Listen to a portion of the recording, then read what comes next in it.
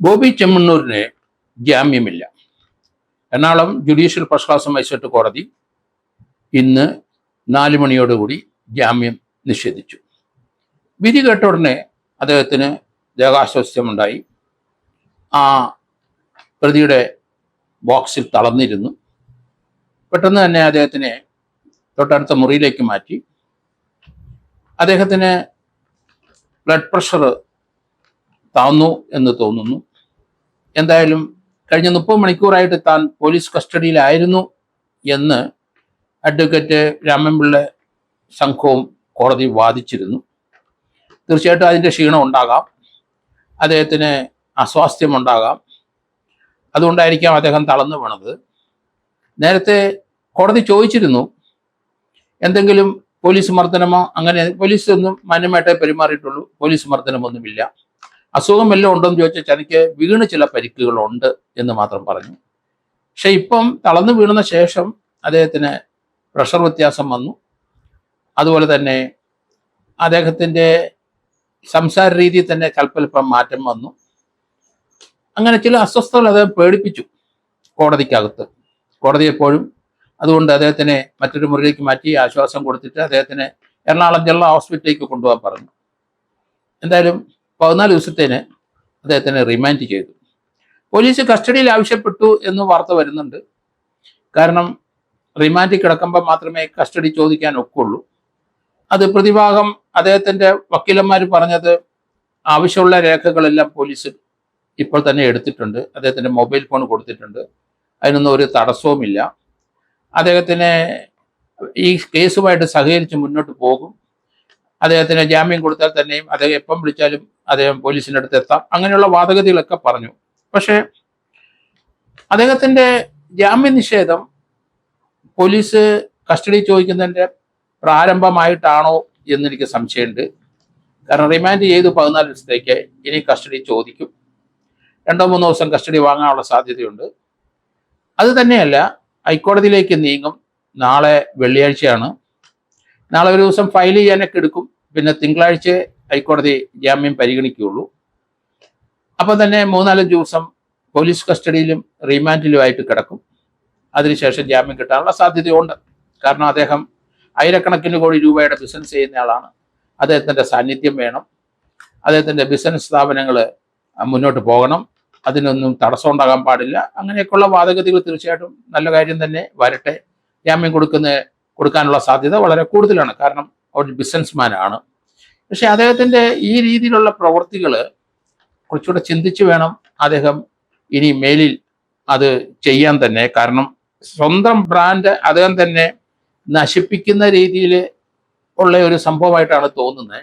കാരണം ഇപ്പോൾ തന്നെ അദ്ദേഹത്തിനെ കസ്റ്റഡി എടുത്തത് തന്നെ ബോച്ചെ 1000 ഏക്കർ എന്ന് പറഞ്ഞ 10,000 ഏക്കർ ഉള്ള തേയിലത്തോട്ടത്തിൻ്റെ ഉടമയാണ് അദ്ദേഹം തോന്നുന്നു.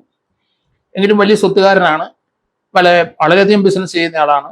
പല സ്ഥലങ്ങളിൽ അദ്ദേഹത്തിൻ്റെ ഷോപ്പുകളുണ്ട്, പലതും ഉദ്ഘാടനം ചെയ്തുകൊണ്ടേയിരിക്കുന്നു. അതുകൊണ്ട് അദ്ദേഹത്തിൻ്റെ സാന്നിധ്യം ബിസിനസ്സിന് ആവശ്യമാണ്. പക്ഷേ അദ്ദേഹം ബിസിനസ് നശിക്കാതിരിക്കേണ്ടതും ആവശ്യമാണ്. കാരണം പല ആൾക്കാരും വളരെയധികം വലിയ തുകകൾ അവിടെ ഡിപ്പോസിറ്റ് ചെയ്തിട്ടുണ്ട്. അപ്പോൾ അദ്ദേഹം ബിസിനസ്സിൽ ലൈവായിട്ട് നിന്നെങ്കിൽ മാത്രമേ അതുപോലെ ആയിരക്കണക്കിന് ആൾക്കാരുടെ പണം തിരിച്ചു പിടിക്കാൻ കഴിയുള്ളൂ. അതുകൊണ്ട് ജയിലിൽ 4-5 ദിവസം കഴിഞ്ഞാൽ തിങ്കളാഴ്ചയോ ചൊവ്വാഴ്ച തന്നെ ജാമ്യത്തിൽ ഇറങ്ങാനുള്ള സാധ്യതയുണ്ട്. പക്ഷേ അദ്ദേഹത്തിൻ്റെ സംസാരം പലതും നമ്മൾ നോക്കുമ്പോൾ ദ്വയാർത്ഥ പ്രയോഗങ്ങൾ ഉണ്ട്. ഇത് കുറച്ച് നാളുകളായി, 2 വർഷമായിട്ട് ഹണി റോസ് മാനസിക സമ്മർദ്ദത്തിലായിരുന്നു. അപ്പം അവർ ഇതിനെതിരെ പ്രതികരിച്ചു. പക്ഷേ എന്തുകൊണ്ട് അവർ ഇത്ര 4 മാസം അല്ലെങ്കിൽ കുറേ മാസങ്ങളായിട്ട് അവർ പ്രതികരിച്ചില്ല എന്നുള്ള വാർത്തയും വരുന്നുണ്ട്. അവരെ 1-2 പ്രാവശ്യം വീണ്ടും അവരുടെ സ്ഥാപനങ്ങൾ ഉദ്ഘാടനം ചെയ്യാൻ വിളിച്ചിരുന്നു. പക്ഷേ ഇവർ പ്രതികരിച്ചില്ല, ഇവർ പോയില്ല, ഇവർ പോകാൻ മടിച്ചു, ഇനി വരില്ല എന്ന് പറഞ്ഞു. കാരണം അദ്ദേഹത്തിൻ്റെ പല കമൻറ്റുകളും സ്ത്രീ വിരുദ്ധതയിലും അതുപോലെ വ്യക്തിയാധിഷ്ഠിതമായി അവരെ കുന്തിദേവി എന്നുള്ള പുരാണത്തിലെ ആ വ്യക്തിയെ അല്ലെങ്കിൽ ആ പേരിവിടെ പറയേണ്ട ഒരു ആവശ്യമില്ല. കാരണം അത് ദ്വയാർത്ഥ പ്രയോഗം തന്നെയാണ്. അതിന് അത് സംശയമില്ല, സാമാന്യ ബോധമുള്ളവർക്ക് അത് മനസ്സിലാവും. അങ്ങനെയുള്ള സ്ഥിരം വാക്കുകൾ അദ്ദേഹം പലപ്പോഴും പല പ്രസംഗത്തിൽ ഇങ്ങനെ കളിയാക്കിക്കൊണ്ട് പറയുന്ന ഒരു സ്വഭാവക്കാരനാണ്. അത് ശ്രദ്ധിക്കുക മേലില്. കാരണം അത് ഒരാളെ അധിക്ഷേപിക്കുന്ന രീതിയിൽ അത് പറയാൻ പാടില്ല. തമാശക്ക് ഇഷ്ടം പോലെയൊക്കെ പറയാം, അതിന് തടസ്സമൊന്നുമില്ല. അവരുടെ ദേഹത്ത് ഞാൻ ടച്ച് ചെയ്തിട്ടില്ല എന്ന് വരെ അദ്ദേഹം പറഞ്ഞു, ശരിയാണ്. പക്ഷേ അദ്ദേഹത്തിന്റെ പല സന്ദർഭങ്ങളിന് മുമ്പിലുള്ള കാര്യങ്ങൾ ഇവരോട് മാത്രമല്ല പല സന്ദർഭത്തിലുള്ള ദയാർത്ഥ പ്രയോഗങ്ങൾ നടത്തിയിട്ടുണ്ട്. പക്ഷേ അതൊക്കെ അതിനൊന്നും പരാതി വന്നിട്ടില്ല, ചിലപ്പം പരാതി വരാം. അദ്ദേഹത്തിന്റെ ഈ ഇപ്പോഴത്തെ ഈ അറസ്റ്റും അതിനോടനുബന്ധിച്ചും പലരും സോഷ്യൽ മീഡിയയിലൊക്കെ ചില കമന്റുകൾ ഇടുന്നുണ്ട്. നേരത്തെ ഇട്ടത് കമന്റ് വൾഗറായിട്ടുള്ള കമന്റുകാരും ആ യൂട്യൂബുകാരെയൊക്കെ പോലീസ് വിളിച്ചു വരുത്താൻ തുടങ്ങിയിട്ടുണ്ട്. അതുകൊണ്ട് ചിലരത് ഡിലീറ്റ് ചെയ്ത് സ്ഥലം വിട്ടു പോയെങ്കിലും അത് റിട്രീവ് ചെയ്ത് എടുക്കും. കാരണം വളരെ സൂക്ഷിക്കുക, സോഷ്യൽ മീഡിയ കമന്റ് ഇടുന്നവര്. അവര് മാന്യമായ രീതിയിൽ നിങ്ങൾ കമന്റ് ഇട്ടുള്ളൂ, കുഴപ്പമില്ല.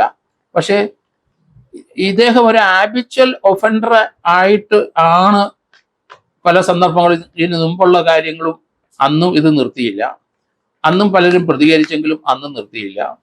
ഇപ്പോഴത് വീണ്ടും അത് തുടങ്ങി. ഇനി അത് ആവർത്തിക്കാതിരിക്കട്ടെ, ഒരു ആബിച്വൽ ഒഫൻഡറായിട്ട് ഡിക്ലെയർ ചെയ്യേണ്ടി വരും. കാരണം ഇപ്പോൾ ഒരു കേസ് വന്നു കഴിഞ്ഞു. ഇതിനു മുമ്പ് ഇനി എത്ര പേര് കേസ് കൊടുക്കാൻ പോകുന്നു നമുക്കറിയില്ല. തീർച്ചയായിട്ടും ഈ രീതിയിലുള്ള കമന്റ് അദ്ദേഹം പലതും നടത്തിയിട്ടുണ്ട്. അതിലൊക്കെ തീർച്ചയായിട്ടും കേസ് വരാനുള്ള സാധ്യതയുണ്ട്. ഏതായാലും ഹൈക്കോടതി തിങ്കളാഴ്ച ജാമ്യം പരിഗണിക്കും. അപ്പം തീർച്ചയായിട്ടും ജാമ്യം ലഭിക്കാനുള്ള സാധ്യത കൂടുതലുണ്ട്. കാരണം ഫസ്റ്റ് ഒഫൻഡർ ഒരു 5 വർഷത്തെ ശിക്ഷ, 75 BNS അതുപോലെ തന്നെ 67 IT ആക്ടിലാണ്. 67 IT ആക്ടിനകത്ത് ഫസ്റ്റ് ഒഫൻഡർ ആണെങ്കിൽ 5 വർഷത്തെ ശിക്ഷ, സെക്കൻഡ് ഒഫൻഡർ ആണെങ്കിൽ ഒരു 7 വർഷം അല്ലെങ്കിൽ 10 വർഷം വരെ ശിക്ഷ പോകാം. അതുകൊണ്ട് ഹൈക്കോടതി ജാമ്യം കൊടുക്കാനാണ് സാധ്യത. അതുകൊണ്ട് അദ്ദേഹം ജാമ്യത്തിൽ പോട്ടെ, അദ്ദേഹത്തിന്റെ വിശ്വ സ്ഥാപനങ്ങൾ നോക്കട്ടെ. ഈ രീതിയിലുള്ള പ്രവർത്തികളിൽ നിന്ന് അദ്ദേഹം പിന്മാറുന്നതാണ് നല്ലത്.